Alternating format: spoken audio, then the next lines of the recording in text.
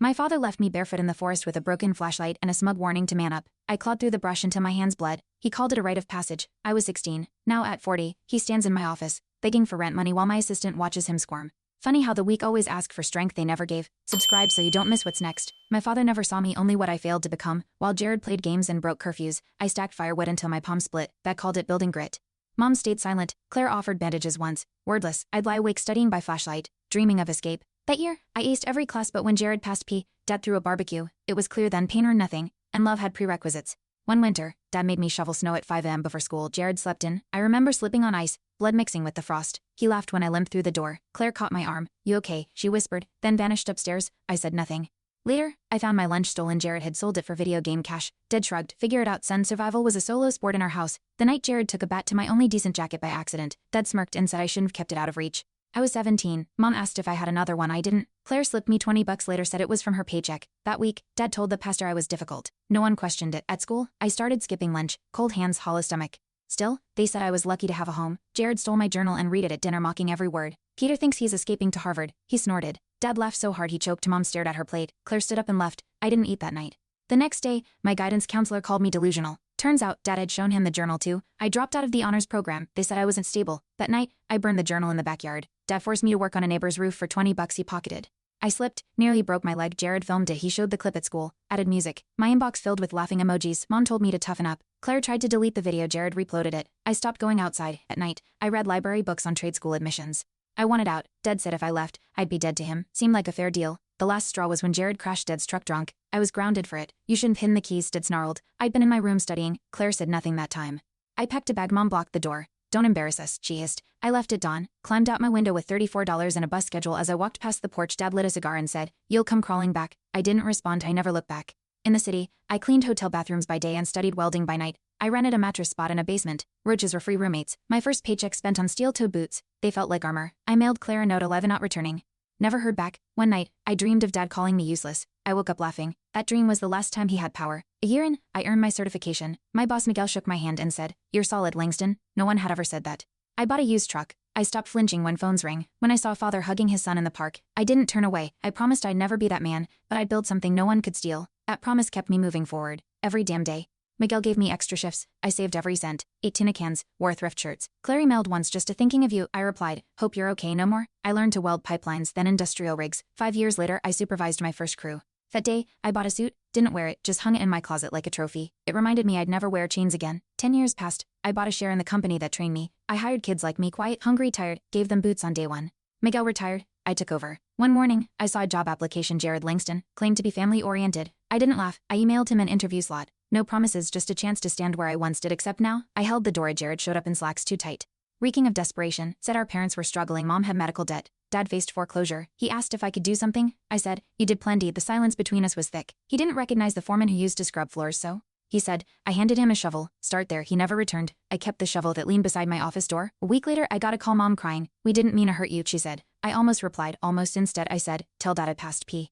Throw a barbecue, then hung up. Claire visited soon after. We sat on my porch, shared coffee. She said nothing, just handed me a photo of me as a boy. Bandaged hands, eyes fierce. "You were always enough," she whispered. That mattered more than any apology. 3 months later, I received a legal notice. Dad had listed my name on his bankruptcy documents without consent. Fraud. I sat in court as he claimed I owed him for upbringing costs. The judge raised an eyebrow. Claire testified, detailed the abuse. My records stood. The case was dismissed.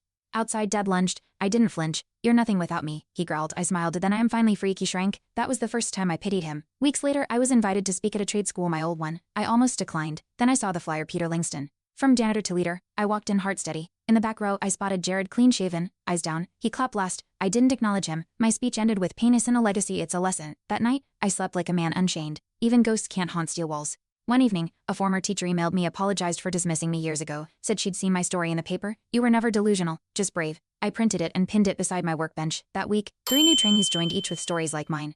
I told them, "Hard isn't forever, but skill, that's yours to keep." They nodded, eyes wary. I recognized that look. I wore it once too. Now I gave them something else, hope. Claire moved into town, said she needed change. I built her a patio. We didn't talk about the past, just hammered nails and passed lemonade. One day she handed me Dad's old lighter. "He is in hospice," she murmured. I took it, flicked it once, then tossed it into a bucket. "Fire's over," I said. We watched it fizzle. That gesture, tiny as it was, felt like closing a door I'd once begged to leave open.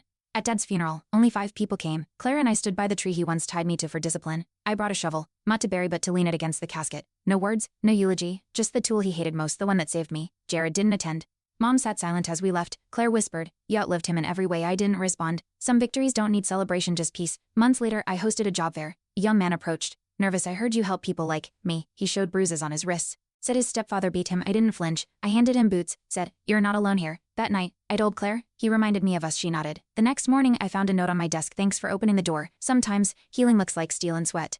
That winter, Mom sent a letter. No apology, just photos of Jared's kids. "They should know their uncle," she wrote. I didn't reply. I mailed the pictures back with a note. "When they're old enough to ask, tell them I survived." Claire agreed. Truth wasn't vengeance, it was legacy.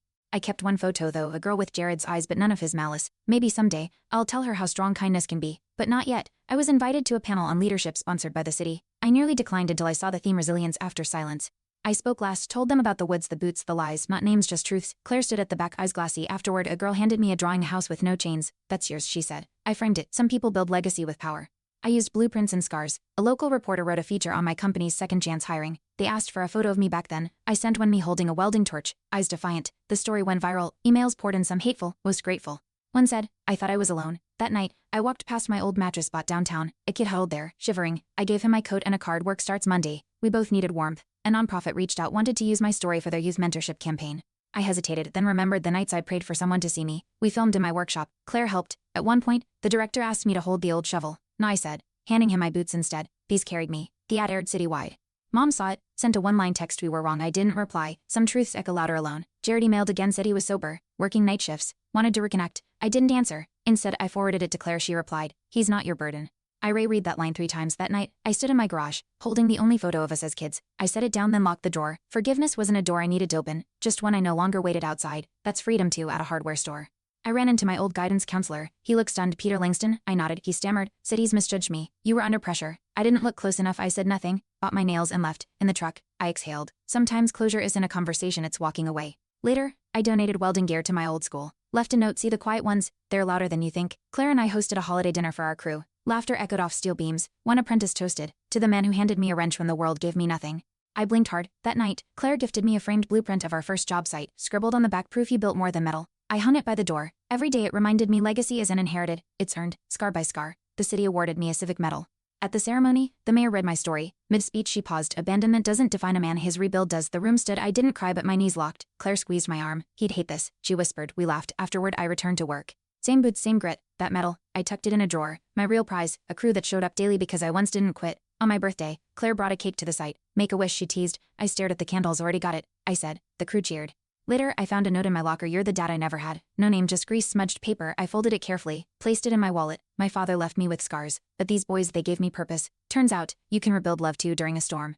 Our site lost power. I climbed up, fixed the wiring myself. The crew watched in awe. One whispered, "Boss doesn't just talk, he builds." Soaked, hands steady, I nodded. That night, I sat alone, boot soles drying near the heater. The same boots that once trudged through woods now built futures. I messaged Claire. "Still here?" She replied, "Always were. No fanfare, just grit." And finally, warmth where there was once only frost. I stood outside my office, watching the crew joke as they loaded gear. No shouting, no shame, just men building. My fists were unclenched.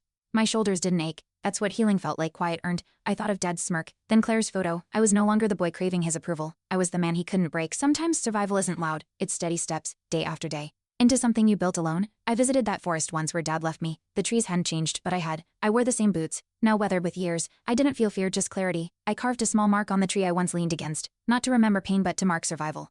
Then I walked away. No anger, no rush, just forward. That tree stays rooted. But I moved into something stronger, something mine. The company expanded, 3 branches, dozens of hires. One local paper dubbed it the Langston Legacy. I didn't correct them. Claire laughed, said, "Let them believe it." Dad's name lived on, but I gave it new weight. The crew wore patches with our logo, boot imprint and wrench crossed. No names, just strength. That's how I rewrote our story, not by forgetting but by building louder than the silence we grew in.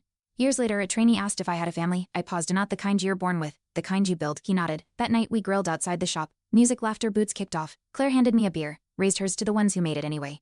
I smiled. We didn't toast pain, we toasted proof. Proof that we were still here, still building, still enough, every single day. Thanks for watching. Hit subscribe to check out more stories on my channel.